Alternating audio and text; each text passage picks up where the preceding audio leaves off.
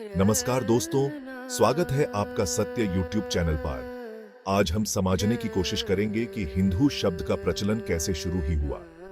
बहुत लोग मानते हैं कि हिंदू शब्द हिंदू धर्म के अंदर से ही आया है। ये एक आम गलत फहमी है।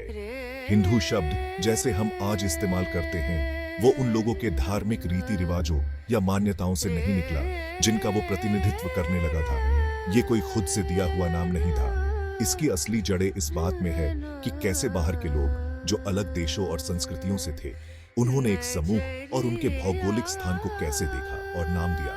हिंदू शब्द की कहानी समय और भाषा के माध्यम से एक आकर्षक यात्रा है। यह इस बात पर प्रकाश डालता है कि कैसे अलग अलग संस्कृतियों के बीच बातचीत धारणाओं और पहचानों को आकर देती है। इस शब्द की असली उत्पत्ति को समझने से हम उन जटिल ऐतिहासिक ताकतों को समझ पाते हैं जिन्होंने भारतीय उपमहाद्वीप में धर्म और संस्कृति की हमारी समझ को आकर दिया है। यह हमें याद दिलाता है कि लेबल्स, जिन्हें अक्सर स्थिर और अपरिवर्तनशील माना जाता है, अक्सर तरल होते हैं और समय के साथ विकसित होते हैं। कहानी संस्कृत शब्द सप्त सिंधु से शुरू होती है। ये शब्द, जिसका अर्थ है 7 नदियां, प्राचीन भारत में सिंधु नदी और उसकी सहायक नदियों को घेरने वाले क्षेत्र को दर्शाने के लिए इस्तेमाल किया जाता था।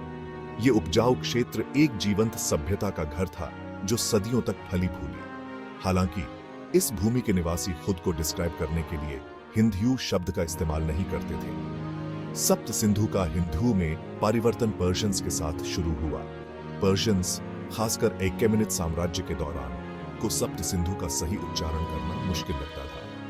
उनकी भाषा ने एस ध्वनि को अच से बदल दिया।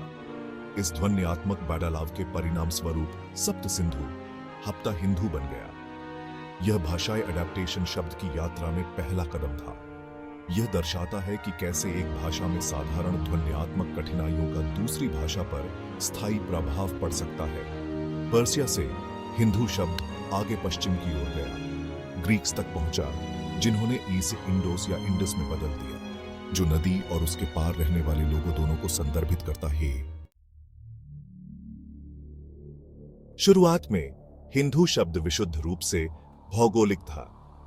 यह उन लोगों को संदर्भित करता था जो सिंधु नदी के पार रहते थे, चाहे उनका कोई भी धार्मिक विश्वास या प्रैक्टिस है जो। इस शब्द से कोई अंतर्निहित धार्मिक अर्थ नहीं जुड़ा था।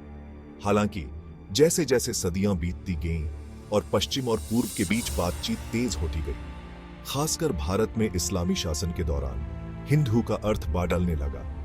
यह शब्द धीरे धीरे भारतीय उपमहाद्वीप की स्वदेशी धार्मिक प्रथाओं को इस्लाम शासकों के धर्म से अलग करने का एक तरीका बन गया। जो कभी भौगोलिक मार्कर था, वह एक धार्मिक पहचान बन गया।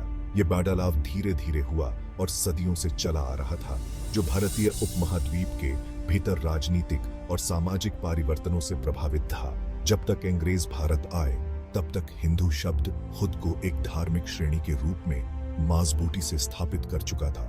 अंग्रेजों ने वर्गीकरण और जनगणना करने की अपनी आदत के साथ इस पहचान को और मजबूत किया।